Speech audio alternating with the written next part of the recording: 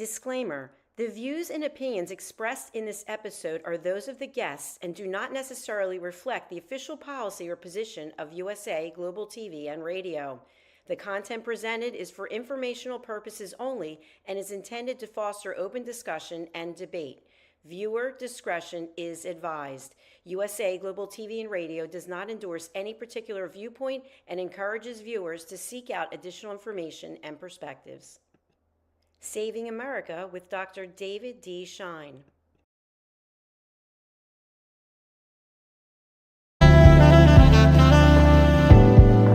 Welcome to USA Global TV and Radio, where our mission is to provide education, entertainment, hope, and inspiration. USA Global TV and Radio connects you with experts and audiences all around the world every single day to help you succeed in business and to live a richer life. Visit us at usaglobaltv.com to learn about career and life-changing training and mentoring programs like the Listening Mentor. Subscribe to our newsletter to stay informed about our special programs and offers. Discover how you can become a guest on one of our shows or a host or producer of a USA Global TV and Radio show of your very own. That's USA Global TV and Radio, where the doctor is always in.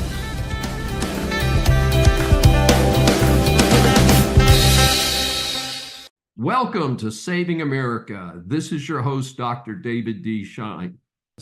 The news is coming in fast and furious. Let's see what I can take on this week. Elon Musk leads Doge and blasts the big, beautiful bill. To me, Elon Musk is not just reportedly the richest man in the world, he's also one of the most interesting. My understanding is that he came into Tesla as to making billions with the startup of several companies, including what's known as PayPal. The company was struggling and he made Tesla and his own name famous. Many are also familiar with SpaceX, which includes the Starlink satellite Wi-Fi system. And of course, SpaceX recently rescued a couple astronauts who have been stranded by a Boeing satellite. So kind of an interesting situation there. Less well known is his work with Neuralink, which is providing an exciting opportunity perhaps for people with paralysis. He was not very visible in politics, but was considered a Democrat up to his strange and botched purchase of Twitter, which he renamed X. About a year later, he began to openly and strongly support Trump's presidential campaign. He then was the leader and figurehead of Doge. His fortune seemed to have faded with his political involvement. In fact, the disdain for him was far out of proportion to the big victory that Trump won in November.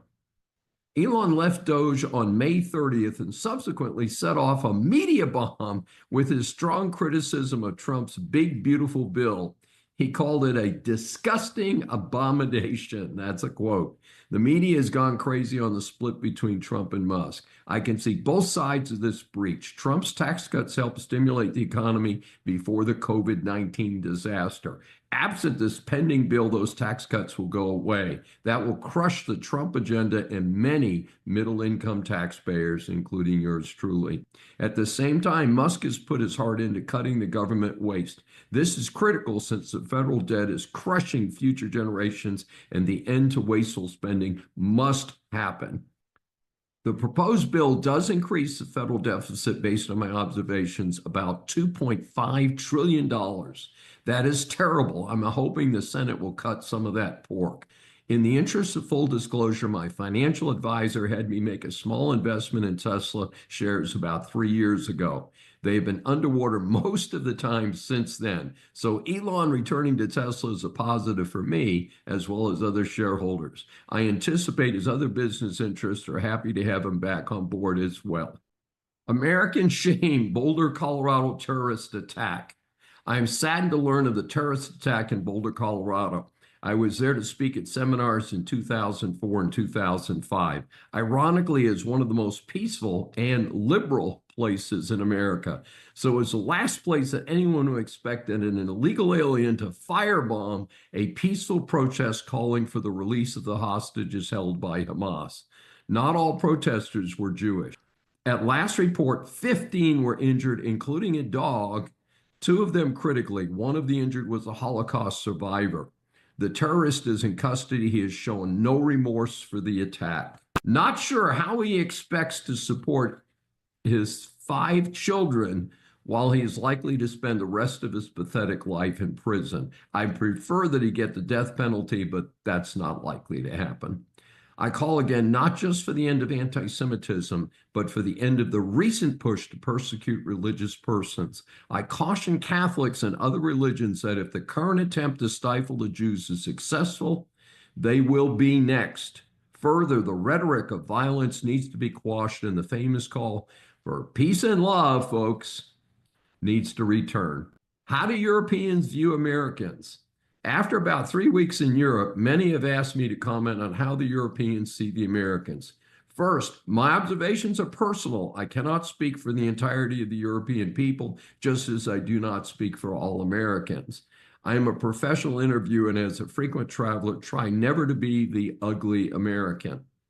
So many people will speak with me. Second, I was in Southwest France, several big cities in Belgium, and then in Amsterdam and nearby cities nearby in the Netherlands. I had very little feedback while in France. On the other hand, in Brussels, I had a private 90-minute discussion with 2 representatives from the European Union. This was truly a unique opportunity. Their positions were similar. One was from Austria, the other was from Germany. They like America and Americans, not so much Trump. I found it interesting that little was said about the failed Biden presidency, almost like it never happened. Their position makes sense since the EU must have American financial and military support. However, Trump in his first term, and has returned to that point again, is insisting that the EU countries start to pay their fair share to NATO and help Ukraine. Nobody likes being called deadbeats, after all. The locals in both Belgium and the Netherlands learned English along with their native languages. In fact, most spoke English, American-sounding English, smoothly like they grew up in the U.S. While the liberation of those countries in World War II was 80 years ago, they still credit the Brits and the Americans for coming to their aid to expel the Nazis. No peace yet for Ukraine, Russia. Speaking of Ukraine, the slaughter continues. Putin continues to send record numbers of drones into civilian areas of the Ukraine. He is a war criminal at the highest level. I call for every country on earth to declare him persona non grata. A recent report puts total deaths at an incredible 1.4 million for both sides. Ukraine has recently launched 2 powerful strikes. In an attack over a year in the making, they sent drones into Russia and may have destroyed 40 bombers, or about a third of the Russian fleet. A couple days later, a bomb destroyed the critical highway from Russia into occupied Crimea. Deranged Putin claims he must now retaliate for these latest attacks. But hey, who's been bombing civilians and power plants for 3 years? The CCP threat to world civilization. China is a threat not just to the USA and its allies. It's a threat to world civilization. No matter what your political affiliation, is crucial that the world unite against the crazed CCP leadership. I can speak from experience that it's not the Chinese people. The only reason that Xi and the CCP can get away with this is that the culture is one of little political involvement. And in the 80s and 90s, as the country drifted capitalist, the general population did well.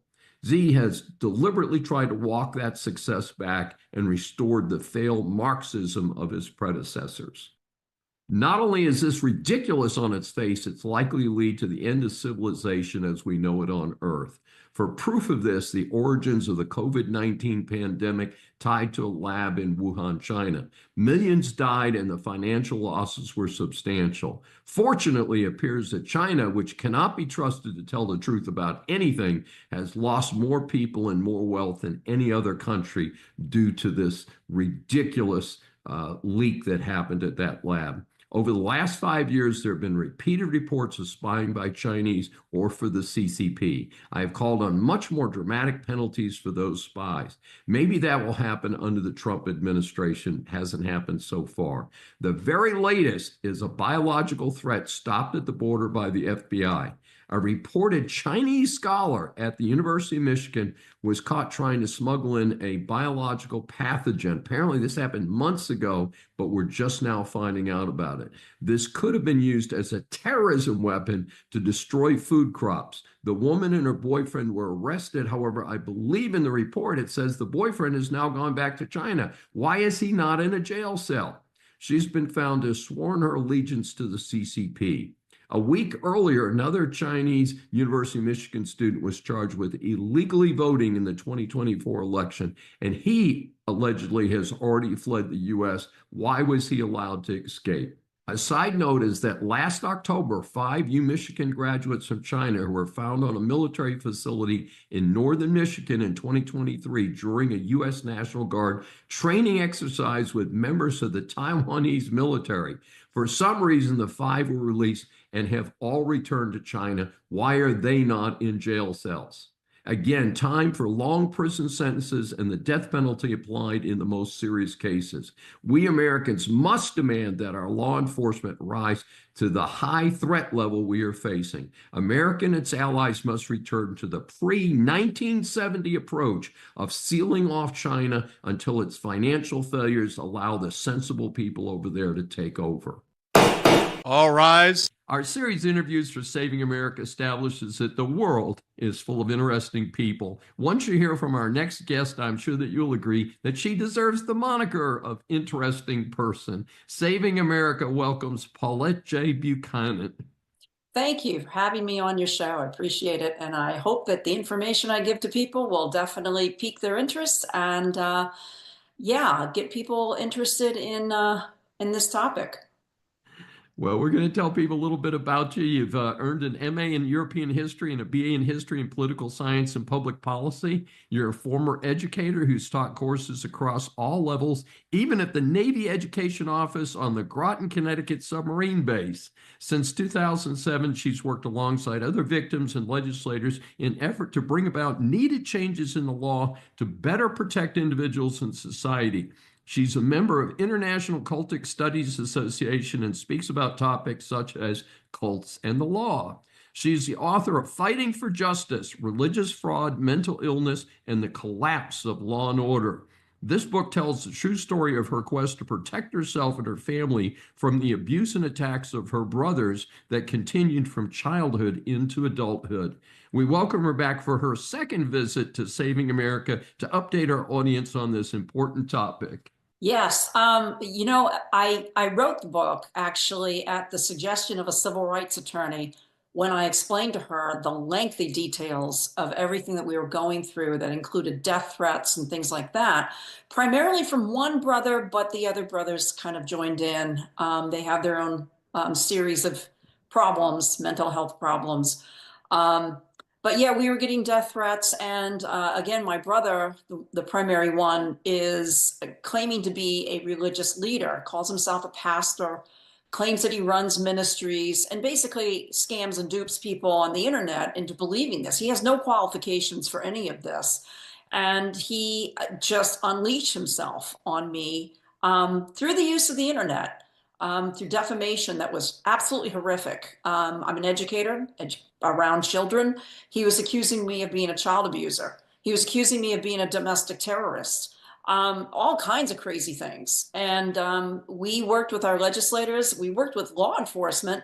I did have an arrest warrant against him for harassment at one point. But nothing was being done on both the state and federal level. There was a federal cyber stalking law that we tried to get enforced. And repeatedly we were told by, in Connecticut primarily, but also by the feds in Georgia and the feds in Connecticut, that yes, he's breaking the law, but no, we're not going to put out the money to enforce the law. And that's just patently wrong. That's a violation of our most basic civil rights and our basic human rights to live in peace and quiet. This is the background that led to your writing the book. What else happened? Give people a little bit of an idea of the timeline, because this didn't happen just in 2 or 3 weeks. No, this actually has taken place from the early 2000s. I mean, really, it goes back earlier than that, but where he really started going after us was he would started suing us. It's called pro se, or you represent yourself by Yes. oneself without an attorney. It's quick and easy. Few $100s, you can sue anybody you want to for no reason whatsoever. And so we did everything we could to fight these lawsuits. We kept urging the judges to put some kind of injunction against him, and they just didn't care.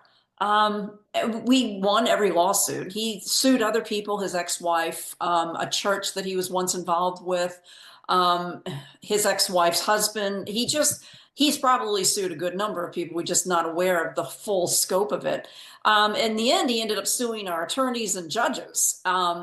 So we ended up getting both state and federal injunctions and judgments against him, with a treble amount, because he was deemed an abusive or vexatious litigant on both the state level and on the federal level.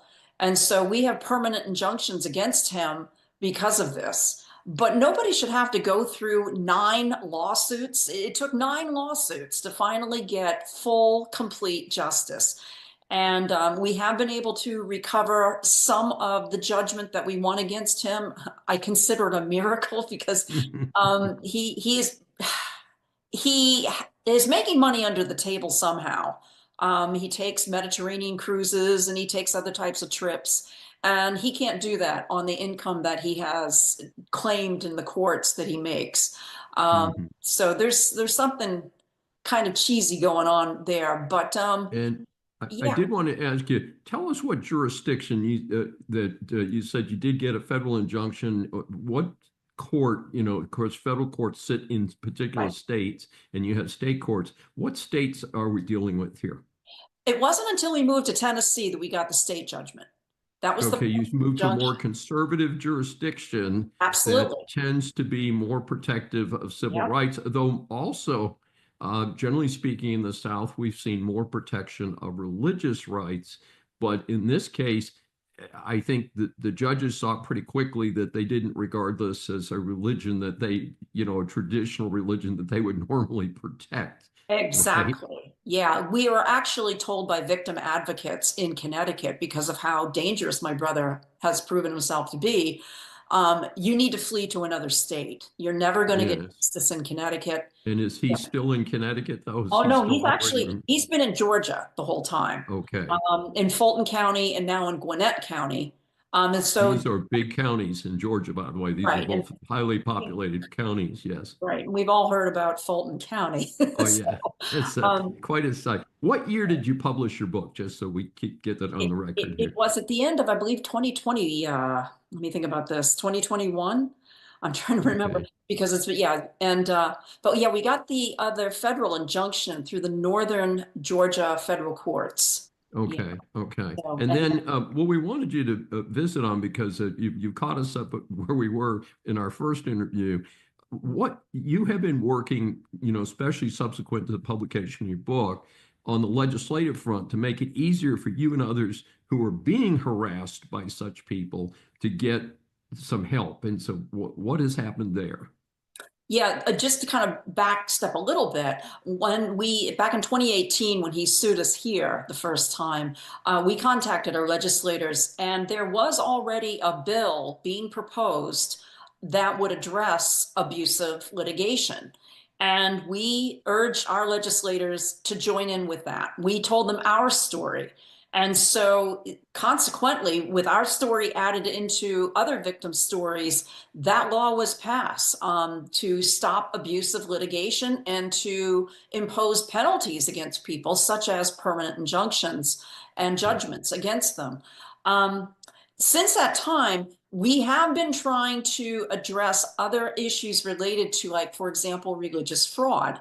And it was a couple of years after this that Tennessee passed a law that anybody who gets a mail order ordination cannot perform marriages, because that is one of the tactics that a lot of cultists will do, is that they get these, mail order ordinations. They're really Well, quite ridiculous. and it was very famous when I remember years ago there was this Korean fellow running around, and he did like these mass marriages Yeah. in The stadiums and Moonies. stuff, the Yep. Moonies. The And Moonies. so when you mentioned the business about doing the weddings, I immediately thought of the good old Moonies. And of Yeah. course, a lot of these things, they hit a certain point and then they fade out as people realize that they're most of them, I don't want to say all of them, but most of them turn out to be something other than what people expected. And of course, the worst of them was Jim Jones, Right. Yeah. where he actually got a group of his followers to, because he was being legally investigated in the United States, moves down to South America, Central America, and Yeah. of course resulted in a horrible, horrible situation. But there's certainly quite a number of reports of people who have uh, gone to something kind of regarding it like, oh, maybe this is kind of like going to a summer camp and we'll do some yoga Right. and all that. And then they find out that they can't leave and Mhm. things like that. So there's certainly been a lot of abuse of these opportunities, you might say, to have a gathering of people interested in a particular subject. And it's like you mentioned that, one goes away, but there are so many others that crop up. And it used to be before the internet, it would take years, sometimes decades, for a cult to get off the ground because mostly the word was spread by word of mouth, sometimes by advertising, like in, newspapers or something like that. But now with the internet, these cult leaders can get followers within seconds, really. And that's the danger of the internet. But yeah, the Tennessee legislature, we have been supporting that. Unfortunately, then they did pass it into law, but it's being challenged legally in the courts. And it's just kind of sitting there. The judges really, I haven't read any new updates on that.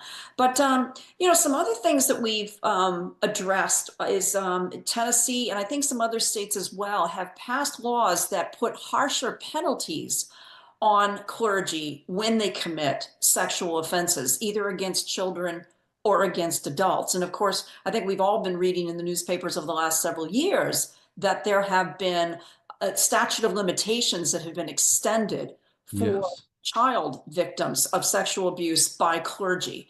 Whether these clergy are ordained officially through an organization or whether they're self-ordained. If they pass themselves off, they call themselves a pastor or a rabbi or a guru or a bishop or some other type of religious title, and they're operating in that way, then they are considered clergy. And so if they commit these offenses, then they can face harsher penalties in a state like Tennessee. Um, there's a situation actually in Maryville. They call it Merville here in Tennessee. I still haven't picked up the Tennessee accent, as you can tell. But and they have a sort of a charismatic Pentecostal type church that they had a school and they had teachers. And one of the teachers, at least one of them, was sexually abusing children. And unfortunately, the police department and apparently some court staff, and maybe including the prosecutor's office, were somehow connected or supportive of this church down in Maryville, Tennessee. And it's now being investigated by the Attorney General's office here in Tennessee because the perpetrator got a very light sentence, a mere slap on the wrist, which is a stab in the heart of the victims, the children. sure, So absolutely. that is because, and this is where I emphasize, make your voice heard, is that a number of community members and others outside of the community have spoken up and demanded that the prosecutor, the district attorney, and the judge be held accountable for this ridiculously offensive sentence that does not address this guy still has his teaching license. It's like that is just unheard of. That is just inexcusable. So Yeah. these are the kinds of things that we are still doing. It is a slow process. I still wish that they would have a clergy authentication law where Mhm. nobody can claim to be a pastor or a guru or a rabbi without having certification from an accredited institution. And anybody can call himself a pastor. Anybody. I think that's a wonderful suggestion. And Paula, you touched on something a minute ago, and I wanted you to expand on it as our, kind of our third point is you talked briefly about how social media has enabled harassment, but how do you and other victims turn that around and use social media in a positive sense to communicate? Yeah, years ago, we were advised by a number of attorneys to say, look, your brother, because he's out there calling himself a pastor, he's made himself a public figure, a Yes. limited purpose public figure. If he's addressing any kind of public issues or anything else, which he does, that makes him a public figure. And for that reason, we can access court documents, police records, all which he has plenty of, and publish that for the sake of public interest to warn people this guy is not who he portrays himself to be, and that these are the official public records.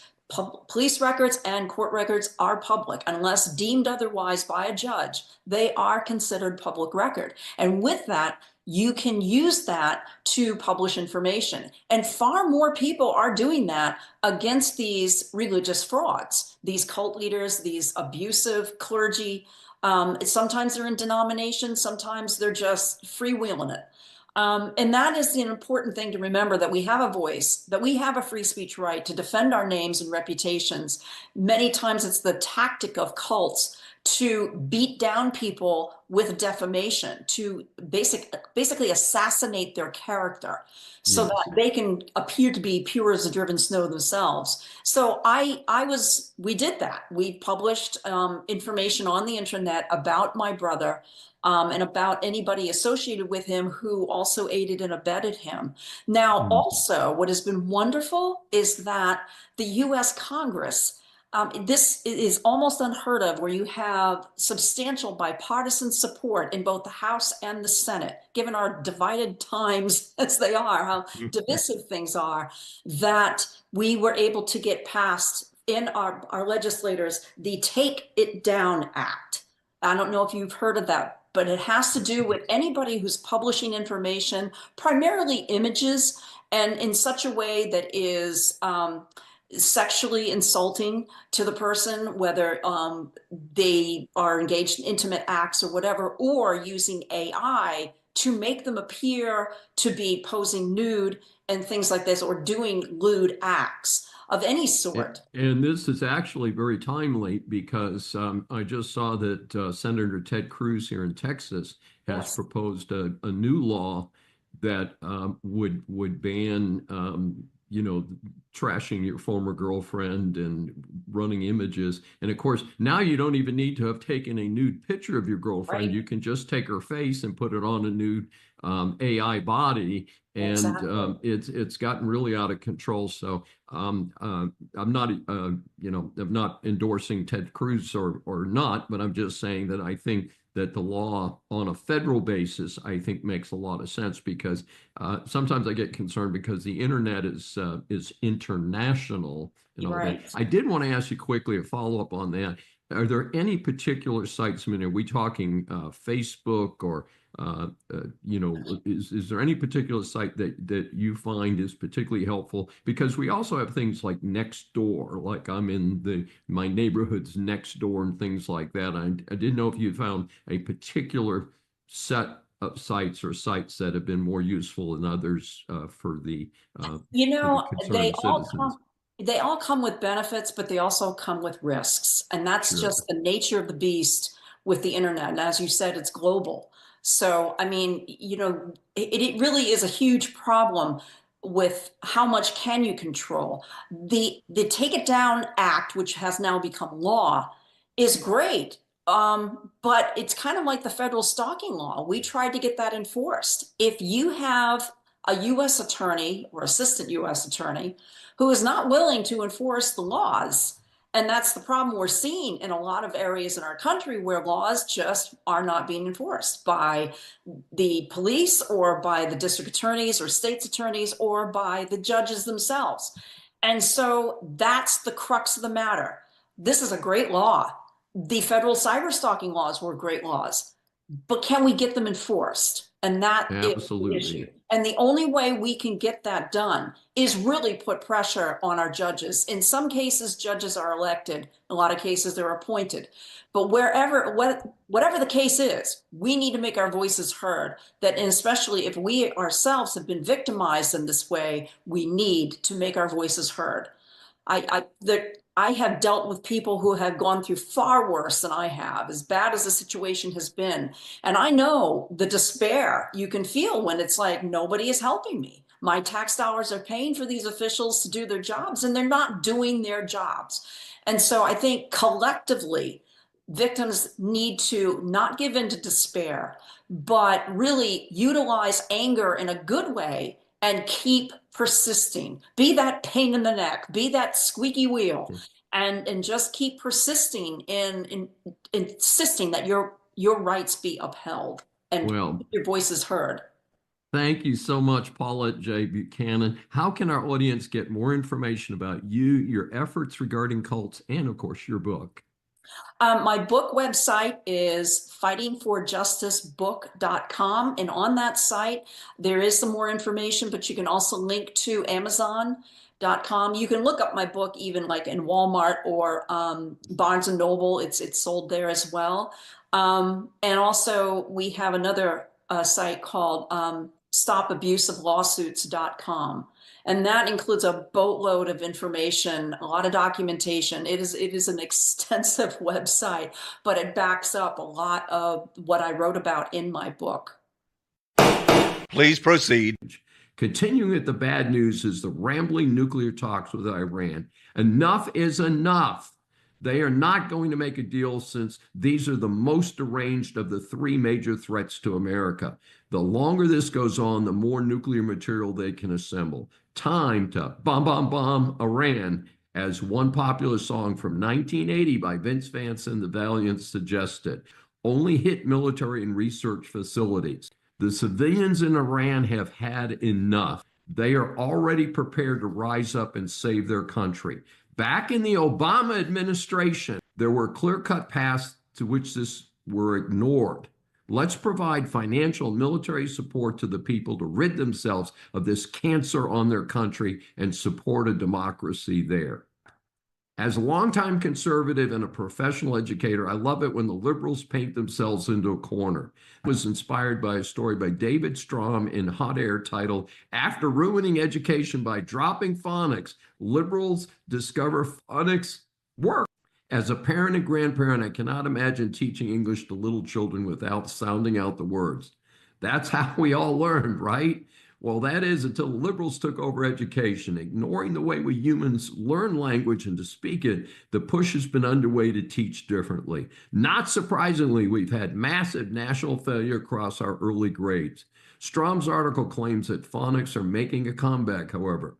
He contrasts the success over the last decade in Mississippi with the failure in California. He explained for decades, most school districts in California have been devoted to a different approach called whole language or balanced literacy, built on the belief that children naturally learn to read without being taught how to sound out words. Hopefully, the return of phonics will spread quickly and allow us college professors to start working with students who can speak, read, and write coherently. Otherwise, the remedial education at the expense, the high expense of a college education, will continue. How does the defendant plead? Business students, business persons, or consumers, business law impacts much of what you do. This segment is designed to help you get past the headlines on key stories. End of the line for a local business and its real estate. This is a sad case from a business owner's perspective. The Brinkmans own hardware stores. They bought a 1.7-acre lot in the town of Southold, New York. The plan was to build a big box store in the lot. The town tried to buy the property before the Brinkmans could close on it, but was unsuccessful. The backstory was that the town leaders did not want a big commercial store in that location. The Brinkmans were put through their paces responding to various objections by the town. When all else failed, the town forced the sale through eminent domain. The 2005 case of Kelo versus the City of New London is the leading SCOTUS case regarding a forced sale of property through eminent domain. In that case, the Kelo property was being combined with other properties to allow a big private sector development. Kelo argued that this was not a public use since it was going to eventually end up being privately. SCOTUS ruled against the property owner, Kelo. The Brinkmans appealed to the district court, alleging that the public purpose supporting eminent domain was a mere pretext. Their claim was that the town's whole play was simply to stop a commercial development that was legal in all other aspects. There was not a real plan for a public park. The district court ruled for the town, holding that pretext under these circumstances would not be a valid claim of pretext under part of the Kelo ruling. The Brinkmans appealed to the Second Circuit Court of Appeals. That court's ruling was as follows. Plaintiffs argue that the exercise of eminent domain violates the takings clause if that public use, though real, is pretextual. We conclude when the taking is for a public purpose, courts do not inquire into alleged pretext and motives. The court then simply stated that the park is a public amenity that serves a public purpose. And SCOTUS just declined to review the Second Circuit's ruling, which means it's over, folks. Stands that way.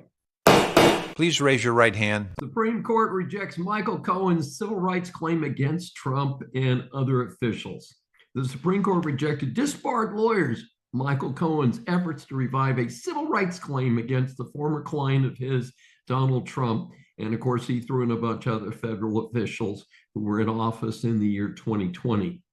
The basis for the suit was that in 2020, Cohen was serving a 3-year sentence on various charges, and he had been in home confinement because of the COVID-19 pandemic. That doesn't sound too bad, but was ordered back to prison after refusing to sign a form that would have prevented him from speaking to the press or posting on social media. Now, think about it. He's supposed to be in prison, and they said, we won't put you in prison if you act like you are in prison and stay out of sight. He refused to do that. After 16 days in solitary confinement, a federal judge ordered Cohen released, finding that officials had retaliated against him on free speech grounds. Cohen then sued Trump and the other officials, seeking damages for the alleged violation of his right to be free from unreasonable search and seizure under the Fourth Amendment. U.S. District Judge Louis Lehman, a Trump appointee, dismissed Cohen's suit at the district court level. Lehman cited the 1971 Supreme Court case Bivens versus 6 unknown named agents. The case does allow federal officials to be sued in their individual capacity for violating a plaintiff's constitutional rights. However, it is tough to meet this conditions opposed by SCOTUS. In turn, the Second Circuit Court of Appeals upheld the district court's ruling. And per our headline, SCOTUS has declined to review the case, thus leaving the lower court rulings in place. In a very high-profile way, Cohen got his day in court when he testified against Trump in New York City in the highly publicized hush money case, although reports are that he faded when subjected to some strong cross-examination that challenged his version of the facts. Further, Cohen's book, Disloyal, a memoir, the true story of the former personal attorney for President Donald J. Trump, was a bestseller. Objection, Your Honor. Interesting employment discrimination case, including constructive discharge. Taiwa Iorinde worked for Team Industrial Services. His supervisor was unhappy with the quality of his work, which included poor welds and not passing a qualifying exam. Therefore, the employee was demoted, including a pay cut. He apparently protested the pay cut, and the pay cut was restored because his supervisor had not followed proper HR procedures of the company. However, Iorinde decided to quit the company and go after them for discrimination. He alleged in a charge with the EEOC a hostile work environment, race, national origin, and age discrimination, wrongful pay policies, retaliation, and constructive discharge. Yes, folks, the whole list. These days, the EEOC rarely pursues suits on individual claims, and that was true in this case. So he was issued a right to sue letter.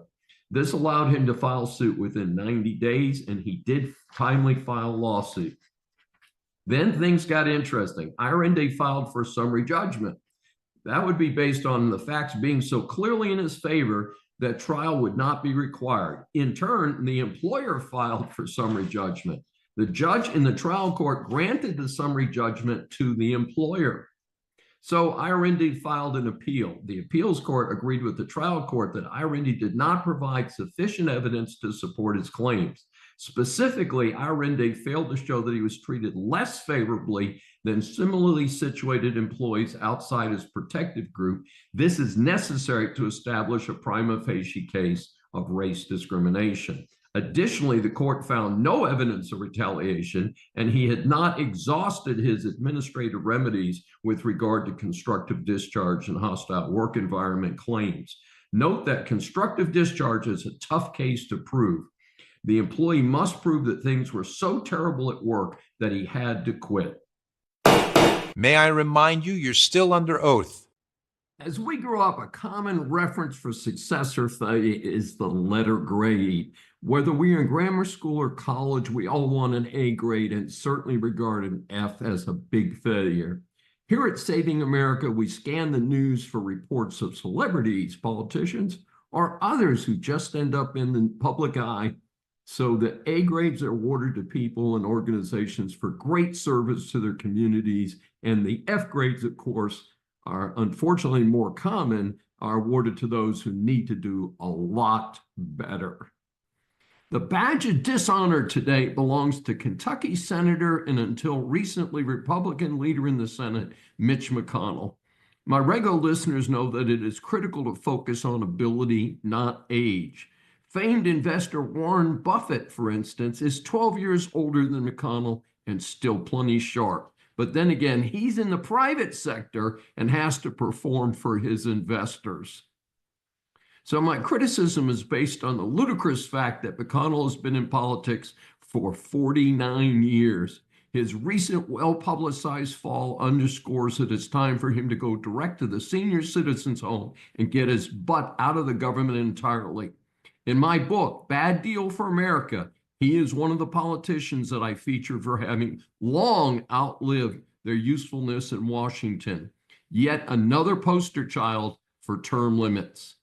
Well, adding insult to injury, this leech on the taxpayers voted against Pete Hegseth for Secretary of Defense. He was one of only 3 GOP senators to vote against Hegseth. In fact, this forced a tie which new VP Vance was able to break. Thank goodness.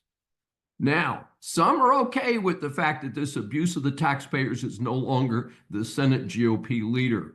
Of course, I'm glad about that since we have a competent senator who is now the Senate Majority Leader. However, it is time for doddering, mumbling Mitch to be sent home for good.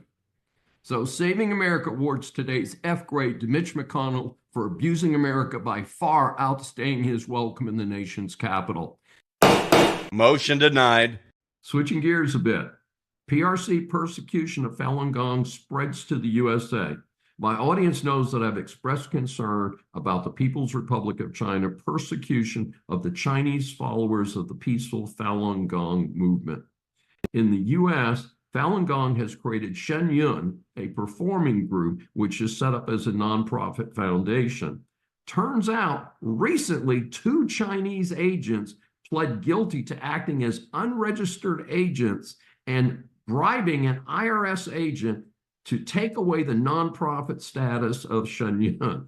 This again emphasizes the importance of having a strong American government across the board that will not allow the PRC to do such shenanigans, certainly not inside the United States. Silence in the court. A number of states have already won suspension of the ridiculous Biden-Harris Title IX amendments. This is the ones that want to allow biological men into women and girls' restrooms in schools covered by Title IX. These rules were set up to protect women originally. These silly amendments would undo some of those important protections. In the latest ruling, the 11th Circuit Court of Appeals granted a motion for an injunction. The court's strong opinion included this language. It is certainly highly likely that the department's new regulations defining discrimination on the basis of sex to include gender identity is contrary to the law and in excess of statutory authority. This appeals court covers Alabama, Georgia, Florida, and South Carolina. I'll allow it. Foot Locker is closing more stores. I previously mentioned that Foot Locker would be closing some of its 2,400 stores. Well, they have announced they will add another 400 stores to the list being closed.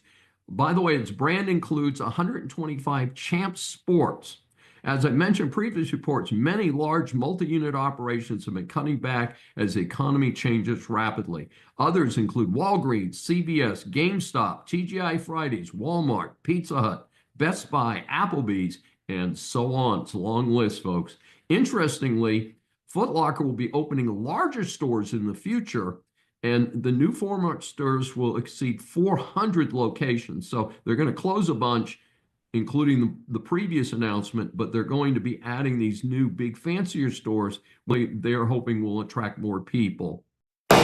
Order in the court. The attorneys general for about half the states have asked SCOTUS to block the new EPA methane standards for the oil and gas sector. The EPA claims that these new standards are part of its efforts to sharply reduce emissions of methane and other harmful air pollution from oil and natural gas operations.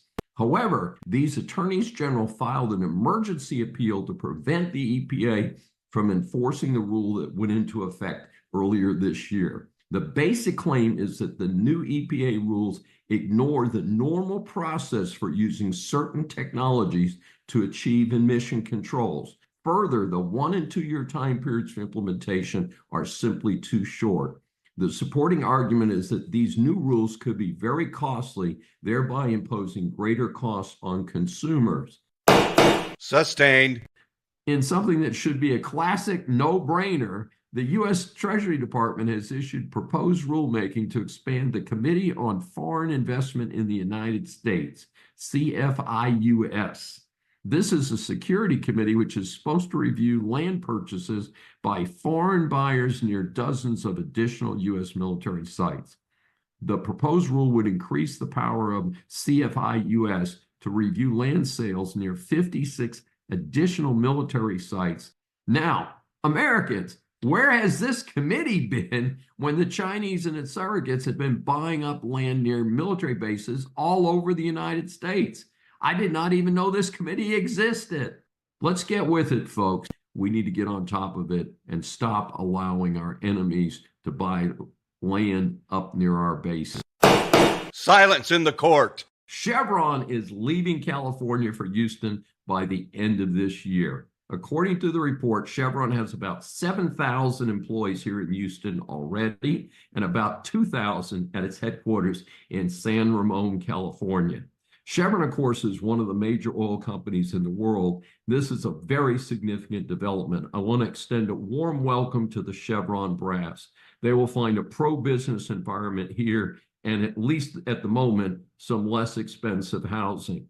I am sure the employees will like the fact that there's no state income tax. The defense rests, Your Honor. Tom Fox, the compliance evangelist, who is the author of more than 20 books on compliance, business ethics, and the FCPA. He is the founder of the award-winning Compliance Podcast Network and the voice of compliance, as well as the author of the award-winning FCPA Compliance and Ethics blog. Mr. Fox has practiced law in Houston for greater than 30 years and serves as an independent consultant, assisting companies with anti-corruption and anti-bribery compliance, international transaction issues. He has served as in-house counsel at Drilling Controls Incorporated, a worldwide oil field manufacturing and service company, and also with the well-known Halliburton Energy Services. I've been in the Gray Houston Business Ethics Roundtable with you for about a decade now, and it's been a delight to work with you in that capacity. As you know, what we do is we provide 3 questions. And our first question is, tell our audience what all this compliance talk is all about. Would this just be handled by a company's legal staff or outside counsel? Really, it should not be handled by legal staff, David, because an in-house legal department has one function and one function only, and that's to protect the organization. Compliance has a little bit different function. It is there to detect and hopefully prevent illegal conduct from occurring, but if it does, it's there to remediate or fix it. And that means transparency, obviously antithetical to the privilege that many corporations hide illegal actions or other actions from. So they're really two different focuses. Compliance is there to figure out what the problem is and fix it. And that it speaks to the difference. But the greater compliance obligations are generally around a set of regulatory or legal obligations. So they flow from that. And then how do you actually comply with those and inculcate those into the very culture of your organization? Tom, we hear a lot about the Foreign Corrupt Practices Act, which is the acronym FCPA. What is it? Why do companies even need to worry about it? Sure. The FCPA was the first international anti-corruption, anti-bribery law literally in the world. It was passed in 1977 within the Carter administration, and it was a response to U.S. corporations engaging in bribery and corruption outside of the United States, to the point where it was so public they were taking tax deductions for it. And a gentleman named Stanley Sporkin didn't think this was right, so he was largely the godfather and author of the FCPA. It served as a model for literally the rest of the world, and the rest of the world caught up around the first part of this century. And since that time, many other countries have passed their own anti-corruption laws. United Kingdom, France, Germany, Brazil, India, you name the country, they've got an anti-corruption law. What the FCPA prevents, David, is U.S. companies from engaging in bribery and corruption outside the United States. So the recent Supreme Court case around bribery and corruption or gratuities doesn't apply to the FCPA because that was a domestic law, and this is an international focus. So if you do business outside the United States, you're covered in some way, shape, and form by the FCPA. Tom, just a follow-up on that. I actually am old enough to remember when the law was passed. I'm a little bit older than you, I think. And there was a projection that this would make the United States uncompetitive with other countries that allowed paying bribes. Did that actually turn out to be true? You know, David, not only did that turn out not to be correct, but the entire storyline got flipped because the OECD and other international organizations saw the power of preventing corruption at the local level outside the United States. And the world loses $3 trillion each year to bribery and corruption. So it's a huge economic problem. And the OECD put pressure on these other countries to put substantive laws in place. So, for instance, in 2010, the United Kingdom passed what they call their Bribery Act. That was their first bribery act since 1909. And as I mentioned, France, Brazil, Germany, most other Western countries have passed laws. And those, instead of this being a business deficiency or causing the U.S. to lose business, it's actually gone the other way.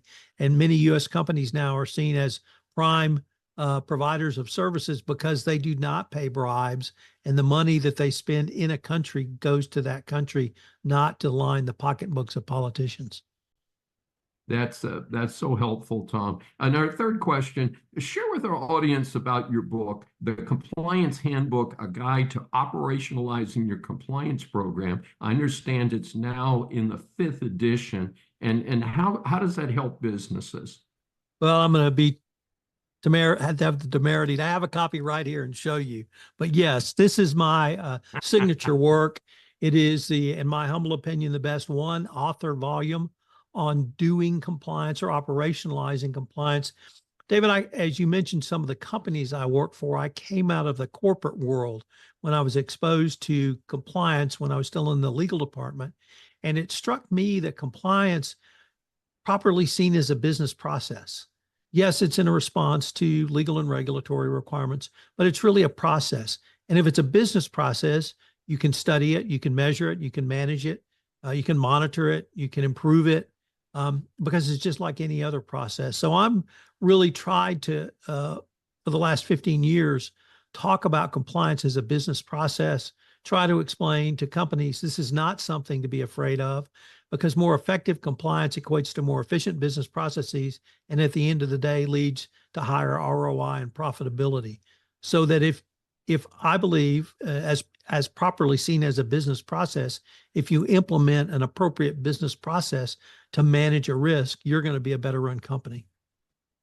And part of that situation is are not international companies required to have a compliance program to fit the requirements of the FCPA? And isn't there bonuses or at least some rewards for companies that have tested and established their compliance programs? Yeah, that's a really interesting question, David, because initially compliance programs were put in to comply with that law, the FCPA. The Department of Justice over the past 15 years has given a plethora of guidance on what their view of a best practices compliance program. But David, the more interesting approach is what I saw in the city of Houston, specifically in the energy industry. The first decade of this year, there was an industry sweep in energy for FCPA violations. Houston, Texas is the FCPA capital of the world because of energy and energy companies in Houston. But what was interesting, David, was the business response. The operating companies, the Exxons, the Chevrons of the world, they had gold standard programs. Well, immediately below that are the service companies, Baker Hughes, Weatherford, Halliburton, et cetera. And if you wanted to do work, you had to do work with one of those service companies, literally down to the $15 million software company that had one piece of software that bolted on something downhole and did something. And I represented a company like that. And I told them, if you want investment dollars, if you want a contract with a Baker Hughes, with a Halliburton, with a Weatherford, you're going to have a compliance program. And I finally talked them into letting me put a compliance program in. 2 weeks later, one of those companies came for a big investment. And the second thing they asked for was, we want to see your compliance program. It's a long-winded way of saying that compliance in energy is driven as a business initiative. And it's not so much that you have to have a program to get benefits from the government if you get in trouble. But if you want to do business in the energy industry or tech or financial services or pharma, or you name the industry, you have to have a compliance program. And so that's the part I try to focus on, David, is to try to indicate to people that it's a business response to a legal problem, but it's a business process. So let's put that process in place. Let's make it transparent. If somebody comes knocking and wants to review your program, you can show that to them. You're not going to show them trade secrets, but you can certainly show them the 8 or 10 elements of your compliance program. So Houston is the best example of a business response to the legal issue of international anti-corruption. Tom Fox, it's been a delight having you on again. We've known each other for about a decade now, and first time I've had you over on Saving America. Tell our audience about how they can get more information on you and your publications. Sure. First of all, they can reach out to me via email at tfox@tfoxlaw.com. I'm always available on LinkedIn, Thomas R. Fox.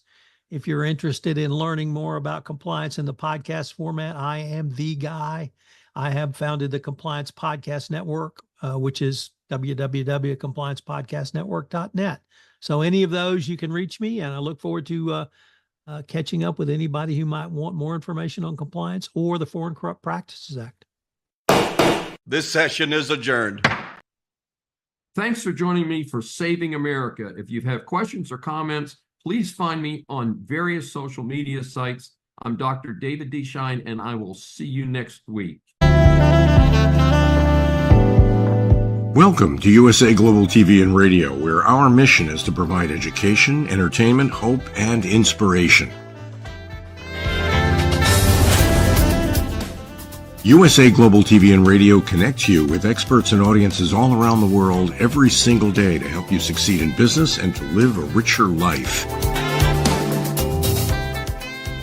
Visit us at usaglobaltv.com to learn about career and life-changing training and mentoring programs like the Listening Mentor. Subscribe to our newsletter to stay informed about our special programs and offers. Discover how you can become a guest on one of our shows or a host or producer of a USA Global TV and Radio show of your very own. That's USA Global TV and Radio, where the doctor is always in.